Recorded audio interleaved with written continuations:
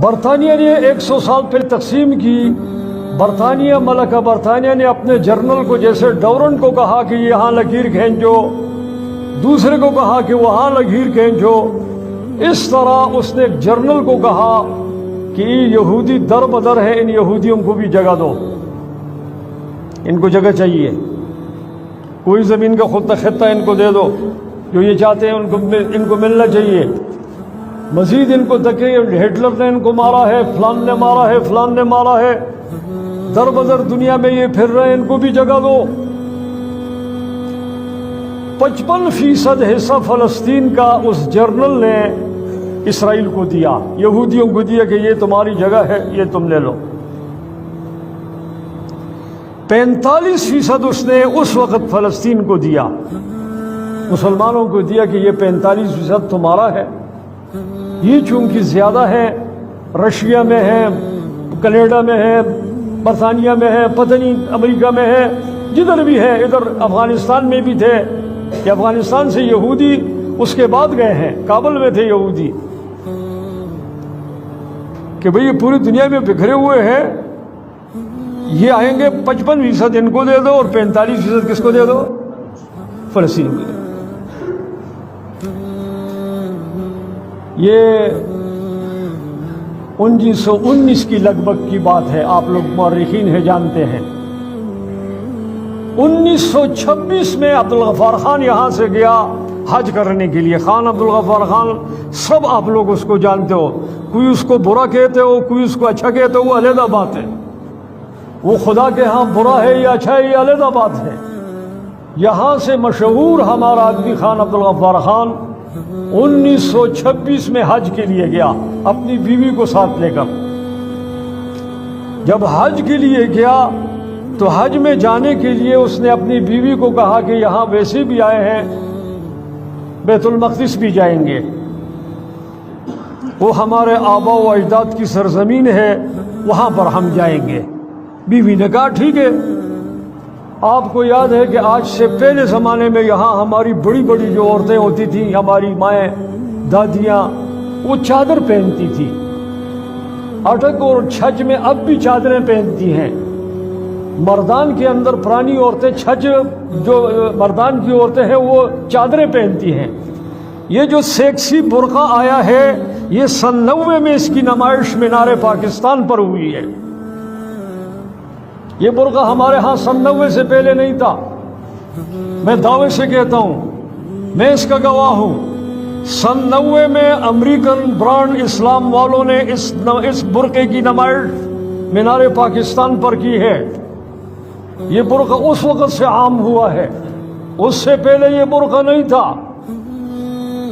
خان عبدالغفار خان کی بیوی وہ بڑی چادر پہنی ہوئی جب بیت المقدس، اور خود بھی جسم سے وہ کچھ بہاری تھی. ویسے بھی یہ لوگ جسم کے حساب سے بہاری ہوتے ہیں یہ مردان کے اور چارسدہ کے. وہ پوڑیوں پہ چڑھتی ہوئی گر گئی، گر کر مر گئی. مرنے کے بعد خان صاحب نے کہا کہ بجائے اس کی کہ میں اپنی بیوی کو چارسدہ لے جاؤں وہاں دفناؤں، اس کو وہیں دفنایا. محمد علی جوہر یا کون یہ جو ہمارے ہندوستان کے بڑے تھے، ان کے قبر کے ساتھ اس کی قبر ہے. میں نے یہ بات اس لیے آپ کو بتائی کہ اگلی بات سنو. خان عبدالغفار خان نے کہا کہ میں نے وہاں دیکھا کہ فلسطینی دھڑا دھڑ اپنی زمینیں بیچ رہے ہیں یہودیوں پر. 45% زمین دبا دب بک رہی ہے، کس پر؟ وہی یہودیوں پر. تو خان صاحب نے کہا کہ میں نے ان کا کہا تمہارا دماغ خراب ہے. اگلی بات سنو مزاق کی. فلسطینی بیٹھ کر اپنے قہوہ خانوں میں قہوہ پیتے تھے اور کیا کہتے تھے؟ کہتے تھے کہ آخری زمانے میں امام مہدی آئے گا اور وہ باب لد کے پاس دجال کو قتل کرے گا اور فلسطین یہودیوں سے بدور چھینے گا. یہ بنجر زمینیں ہم ان کے ساتھ کیا کریں؟ یہودی ہم سے خریدتے ہیں، آباد کرتے ہیں، باغات لگاتے ہیں، زمینیں لگاتے ہیں. یہ زمینیں آباد کر لیں گے اس وقت تک. امام مہدی آ جائے گا تیار زمینیں ان سے چھین کر ہمیں کیا کر دے گا.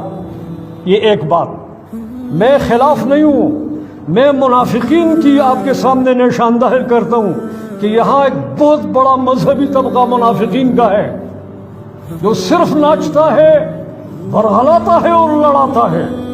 عملی کارکردگی اس کی صفر ہوتی ہے.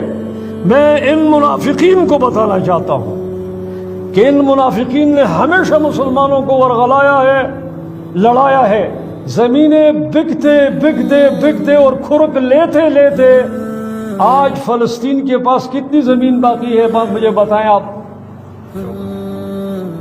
آج فلسطین کے پاس 45% میں سے 14% زمین باقی ہے. کھرک لیتے لیتے، شیطانیاں کرتے کرتے، ورغلاتے اور لڑاتے، نتیجہ کیا نکلا کہ 45% سے کتنی زمین لے گئی ہے؟ 14% زمین.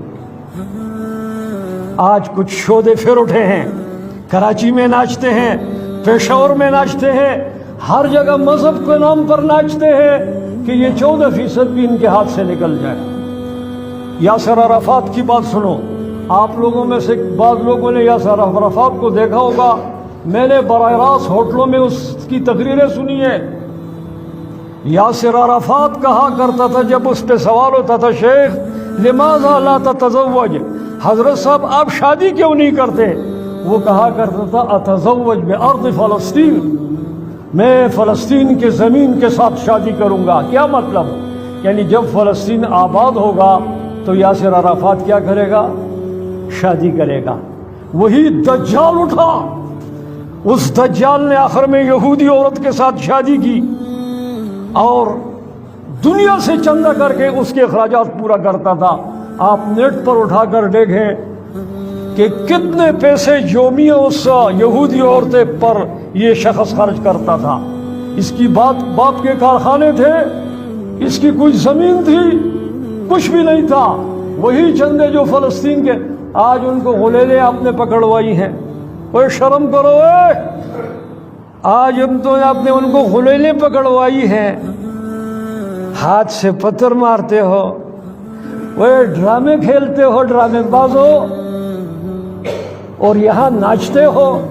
تمہارے ناچنے سے فلسطین آزاد ہوگا، غلیلوں سے مارنے سے فلسطین آزاد ہوگا، پتھر مارنے سے فلسطین آزاد. جبکہ مقابلے میں اسرائیل نے وہ جدید اسلحہ بنایا ہے جو وہ فضا میں جب اٹھاتا ہے تو پوری فضا اس سے ہلتی ہے. اب ان منافقین کو پکڑو، یہ پرلے درجے کے، یہ اسلام کے نام پر منافق. انہوں نے ہمیشہ مسلمانوں کو ورغلایا ہے اور ہمیشہ مسلمانوں کو لڑایا ہے اور ہمیشہ مسلمانوں کو ذلیل کیا ہے. اگر ان میں غیرت ہوتی فلسطینیوں میں، یہ جو 14% زمین ان کے پاس ہے، یہ اپنے نوجوانوں کو افغانستان میں بیچتے جہاں 48 ممالک کفر کے حربی آئے ہیں. آج تمام مولویوں اور تمام پیروں کے منہ پر مہریں لگی ہیں، ہر جگہ کی بات کریں گے، افغانستان کی بات ان کے منہ سے نہیں نکلتی. یہ پرلے درجے کے چرلٹ منافق، یہ یہودیوں کی جنگ، یہ نصارا کی جنگ.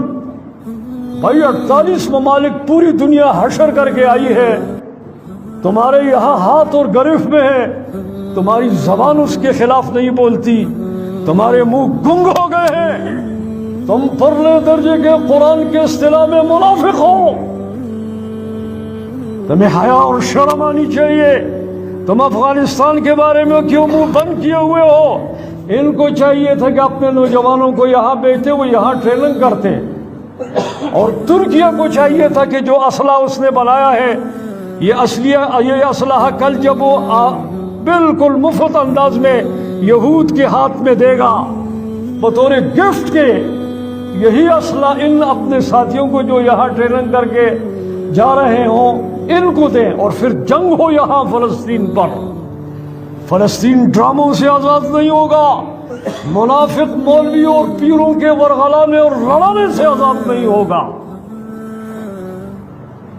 غلیل کے مارنے سے آزاد نہیں ہوگا، ننگی عورت کے تقریر سے جو ہے وہ آزاد نہیں ہوگا۔ پرسوں میں نے ایک یہودی کی بیان سنا، یہودی مولوی نہیں ہے، بالکل پینٹ شرٹ پہنے ہوئے، وہ کہتا ہے 2500 سال پہلے تورات کو لے کر یہاں ہم نے توحید کا علم بلند کیا تھا، لا الہ الا اللہ کی ہم دعوت دیتے تھے، اور تم عرب بت پرست تھے، ہزاروں کی تعداد میں تمہارے ہاں بت تھے، تم بتوں کی پوجا کرتے تھے، کیوں جواب نہیں دیتے؟ ان کو تو جواب دینا چاہیے۔ اور جب کوئی حق بات کرتا ہے تو کہتا ہے جی اے ہو گیا ہے، اے ہو گیا ہے، فلانا ہو گیا ہے، ٹینگلا ہو گیا ہے، او گلے تھے، اے گلے، کوئی بات بھی نہیں ہے۔ اپنے اندر غیرت پیدا کیا جائے، اللہ پاک ہمیں توفیق نصیب فرمائے۔ سبحانک اللہم و بحمدک، اشہد ان لا الہ الا انت۔